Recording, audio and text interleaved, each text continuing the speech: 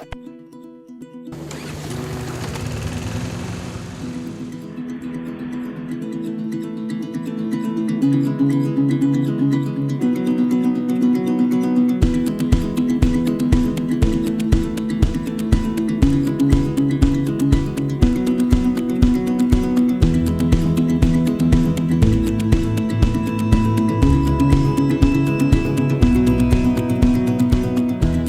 morning, guys, from Palisade Lake here in Idaho. We just had a good, restful, and productive 3 days at the Blowout Campground. Very nice place. There's nobody else there, like no host or anything, but there's some very large pull-through sites, and the signal for AT&T and Verizon was off the hook. So winter is nipping at our heels again. There was a little dusting of wet, slushy snow last night here, and the forecast for tonight's supposed to get down into the low 20s, and then the following night there's going to be 3 to 5 inches of snow at this location that we were camping at. So it's time for us to move on again.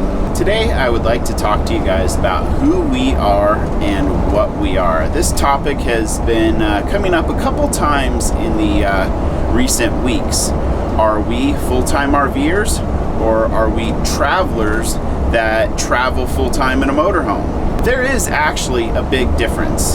A full-time RVer implies that they have sold or moved out of their home to live in an RV full-time and are not going back. Whereas we don't qualify under that umbrella because we still own a home in Alaska. But on the other side of that coin, we spend, my goodness, like 9 months a year in our motorhome, which gives us a lot of motorhome and full-timing experience. So this topic first came up a while back when some of our RV friends published that they are updating their list of their fellow full-time RV travelers and, you know, people to follow. So we know these people, and I'm not going to say any names. They also said at the bottom, if there's anybody else that you know that you would like to include on this list, please let us know. Or if you are a full-time RV blogger, please let us know. So I, reached out to them and said, hey guys, we'd like to be on your list. And they said, we're limiting it to full-time RVers only. Not that you guys aren't awesome in your own right. What do I think about that? I kind of feel that we do have a lot to offer the RV community because we do live full-time in a motorhome for many, many, many months a year. But at the same time, we are ultimately travelers. And RVing is just a means of travel that we can do on a daily basis, and it quenches our thirst for travel and adventure, and we get to bring our dogs. So that's why we love RVing. But deep down, I still think of us kind of maybe full-time RVers with an asterisk or something.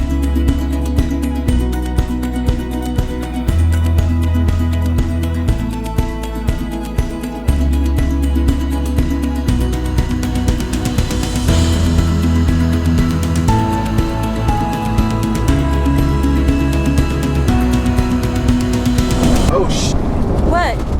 The whole thing is tenting up.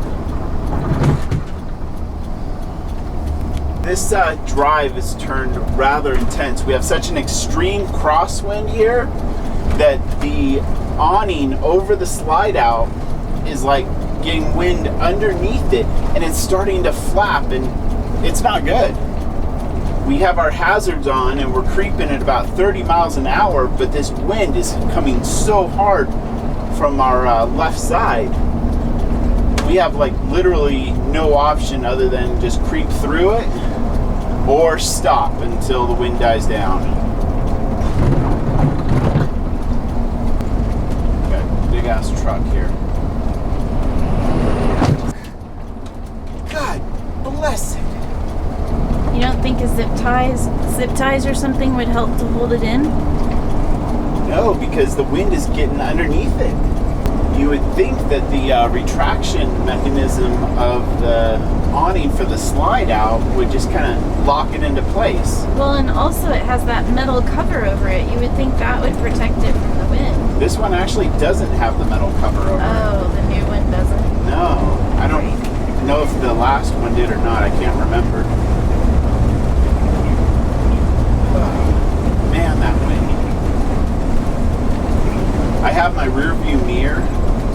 upwards so I can keep an eye on it. Okay. That is definitely a weak link in the awning that we got from that place. I know.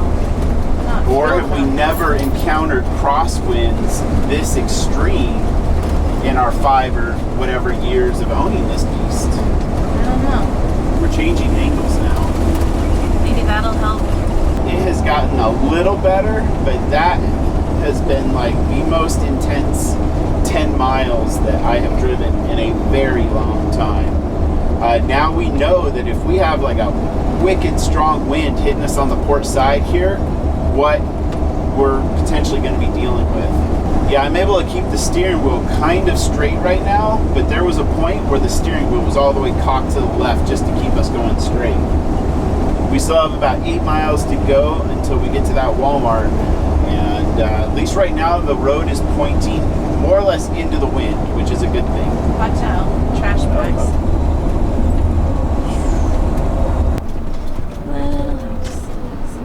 Arriving at 1201 South 25th East on the left. Well, we made it into Idaho Falls, and we are parked here at the Walmart. We had discussed going to Rexburg and then up to the sand dunes, which we still plan to do, but we decided that we would overnight here in Idaho Falls for one night because the winds are just insane, and we didn't want to drive clear out to the dunes with winds like this. Evidently it's supposed to die down tomorrow from what Ben has read. So there's a Walmart here. We found a nice spot with grass. The puppies are already enjoying it. Looks like a pretty typical little small town shopping center. So we're gonna kind of get settled in here, maybe run into Walmart and grab a couple things. Can't believe how much we need to shop at Walmart. We never shop at Walmart at home. And we might go see a movie today.